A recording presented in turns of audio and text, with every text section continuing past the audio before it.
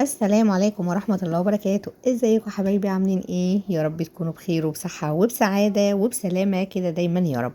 النهاردة هنعمل مع بعض سمك مشوي تحفة وروعة، وهنعمله في البيت بطريقة سهلة وبسيطة، والنتيجة هتطلع معاكم ولا أروع. طبعا أول حاجة بنجيب السمكية من عند الراجل، لازم نطلع فيه حاجة اسمها المرارة بتاعتها، عشان لما تاكلي السمكية المشوية ما تحسيش ان طعمها مر. من جنب الخياشيم بتاعتها هتدخلي ايدك كده او صباعك وتضغطي عليها، هتطلع زي ما انت شفتيها كده. وتمسكي السمكية طبعا تغسليها غسلة تمام عشان ما تبقاش مرة معاكي ولا حاجة. شايفين بتطلع بكل سهولة. نشطف بقى السمكية ونشطف الخياشيم بتاعتها ونشطف الزعانف ونشطف كل حاجة عشان السمكية تطلع معايا تحفة وروعة. بصوا والله عملت السمك في البيت كان جميل جدا جدا، مع ان ابني اصلا كان معترض، مش عاوز نشوي في البيت، يا ماما ريحي نفسك يا ماما كذا. بس انا تعب ليا، بس باكل السمكية تفرق كتير، احلى من شوي بره. حاجة كده طعمة جميلة روعة. يعني بصوا مش عايزه اقول لكم، يعني هي حاجه البيت معروفه بالنسبه لي طبعا ان هي روعه قد ما هي تعب، بس باكل حاجه اللي انا بحبها. وكمان بيبقى نفسي ااكل جوزي وولادي الحاجه الجميله اللي انا بحبها ومستطعماها كده وطعمها الجميل، عايزه ااكلها لهم رغم هم مش عايزين نتعب بصراحه. غسلت السمكية ونضفتها وغسلت الخياشيم بتاعتها زي ما انتوا شايفين كده، وباهتمام بقى وبروقان. طبعا ادعموني زي ما انا حابه اعمل معاكم كل حاجه واشارككم كل حاجه معايا، وبنشجع بعض طبعا باللايك كده والشير وسبسكرايب عشان قناتي تكبر بيكم.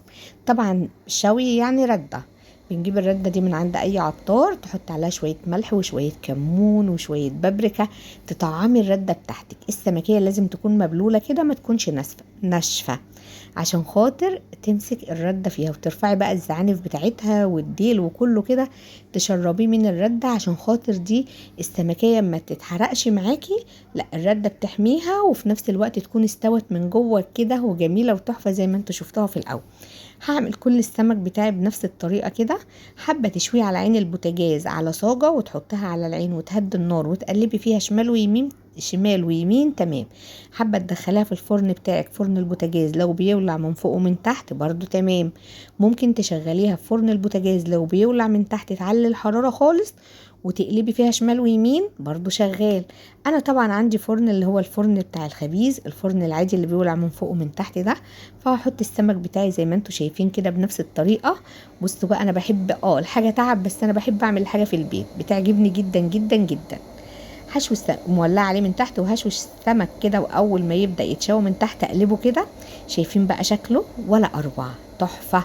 بحس ان السمكيه بتتنفخ وبتبقى جميله جدا، ولحمتها بتبقى احلى من حاجه السوقي. يعني الشوي السوقي ده، مع العلم انا بشوي عند حد ما شاء الله وشاريه السمك ده منه، عم جمال الله يبارك له، احلى سمك باخده منه وولاده في الشوي اللهم بارك. يعني انا ما بيعجبنيش شوي اي حد، بيشووا السمك ما شاء الله ما شاء الله عليهم، وبيغسلوا الحاجه انا ببقى شايفاهم كده بعناية من البلكونه بيغسلوا الحاجه وبنضفوها ازاي. انا بدعي لهم بصراحه، يعني من احسن ناس انا اتعاملت معاهم. بس طبعا حاجه البيت بتفرق كتير. طبعا شويت السمك بتاعي وجبت الميه، حطيت فيها توم، حطيت فيها دقه اللي هي الهريسه الشطه بالثوم برضو، قطعت فلفل الوان، كمون، ملح، فلفل اسود، بابريكا، شطه، كزبره ناشفه، كل البهارات اللي موجوده عندك الحاجات الجميله دي حطيها في الميه وقلبي بقى الحاجات دي عشان تتداخل مع بعضها والميه كده تبقى متطعمه وجميله. زودت سنة بابريكا كمان. وبعد كده السمك وهو سخن طبعا لسه طالع من الفرن، هجيبه بقى وهحطه في المية اشربه من المية الجميلة المملحة دي. وضفت طبعا هنا ليمون وعصير ليمون، ورميت قشرة الليمونة دي كمان بيبقى فيها طعم وزيوت كده جميلة جدا جدا جدا. هقلب كل البهارات بتاعتي عشان تتداخل مع المية مع بعض وكده. وشايفين السمكية بقى وجمالها تحفة. بصراحة كان طعم السمك روعة وحكاية. جوزي يعني ملوش في السمك قوي، بس عجبه جدا جدا جدا جدا. فانا بشجعكم ان انتوا تعملوا الحاجة دي في البيت.